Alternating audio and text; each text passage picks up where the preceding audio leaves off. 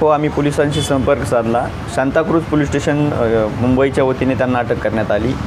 संपर्क साधला असता त्यांना न्यायालयामध्ये वांद्रे न्यायालयामध्ये हजर करण्यात आले आणि त्या ठिकाणी ॲडव्होकेट सतीश माने शिंदे साहेब आणि त्यांचे सुपुत्र श्री निखिल माने शिंदे साहेब यांनी बाजू मांडली। त्यानंतर आमचे मित्र तिथं ॲडव्होकेट टेकाळे साहेब, सावंत साहेब आणि इतर सर्व लोक, देसाई साहेब होते। सर्वांनी तिथं खूप मराठा समाजाच्या वतीने बाजू मांडली। 100-200 ॲडव्होकेटची फौज तिथं उभा राहिली। येत्या 7 तारखेला बंधू किंचक नवले यांची जामीन मंजूर होईल आणि कुठल्याही मराठा तरुणांनी या सरकारच्या अशा दडपशाहीला काही घाबरण्याचं काही कारण नाही। साध्या गुन्ह्यामध्ये ते खूप म्हणजे असं आतंकवादी असल्यासारखा प्रेशर करण्याचा प्रयत्न पोलिसावर गृह खातं करत आहे, परंतु पोलीस लोकसुद्धा खूप सहकार्य करतात। त्यांचाही सर्व समाजाला सहकार्य आहे।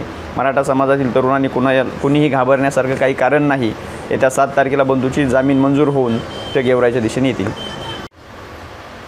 आमचे बंधू किंचक नवले यांच्यावर जी अटकेची कारवाई करण्यात आलेली आहे त्या कारवाईचा आम्ही प्रथमतः निषेध करतो आणि किंचक नवले यांनी कसल्याही प्रकारचा गुन्हा केलेला नाही।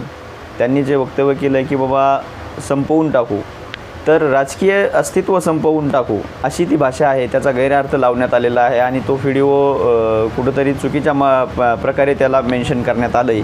तर त्या कारवाईचा आम्ही गृह खात्याचा निषेध करत आहोत, फडणवीस साहेबांचा निषेध करत आहोत। आणि सत्तेचा गैरवापर होतो का, काय वाटतं या कारवाईवर? नक्कीच सत्तेचा गैरवापर होत आहे, कारण की एखाद्या खात्याबद्दल नाराजी जर असेल समाज घटकामध्ये किंवा एखाद्या व्यक्तीबद्दल, आता 7-8 महिन्यापासून आमचे मनोजदादा जरांगे पाटील हे उपोषणाला बसले आहेत। मराठा समाजाला आरक्षण मिळावं ही सर्वत्र भावना आहे। 50% जास्तीचा समाज आहे आणि सर्व समाजाची एकमुखाने मागणी आहे की मराठा समाजाला शैक्षणिकदृष्ट्या, राजकीयदृष्ट्या आरक्षण देण्यात यावं आणि या मागणीचा गेले 7-8 महिन्यापासून फक्त पोरखेळपणा लावला आहे सरकारने आणि कसलीही मागणी पूर्ण केलेली नाही।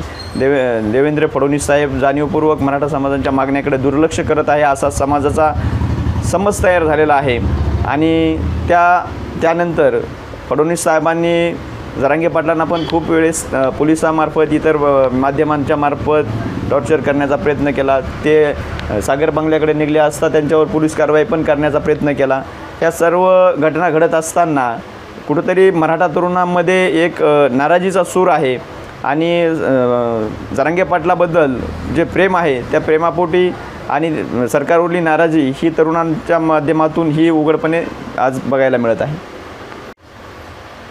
आमचे बंधू किंचक नवले यांच्यावर जी अटकेची कारवाई करण्यात आलेली आहे त्या कारवाईचा आम्ही प्रथमतः निषेध करतो आणि किंचक नवले यांनी कसल्याही प्रकारचा गुन्हा केलेला नाही। त्यांनी जे वक्तव्य केलं आहे की बाबा संपवून टाकू, तर राजकीय अस्तित्व संपवून टाकू अशी ती भाषा आहे। त्याचा गैरअर्थ लावण्यात आलेला आहे आणि तो व्हिडिओ कुठंतरी चुकीच्या प्रकारे त्याला मेन्शन करण्यात आलं आहे। तर त्या कारवाईचा आम्ही गृह खात्याचा निषेध करत आहोत, फडणवीस साहेबांचा निषेध करत आहोत।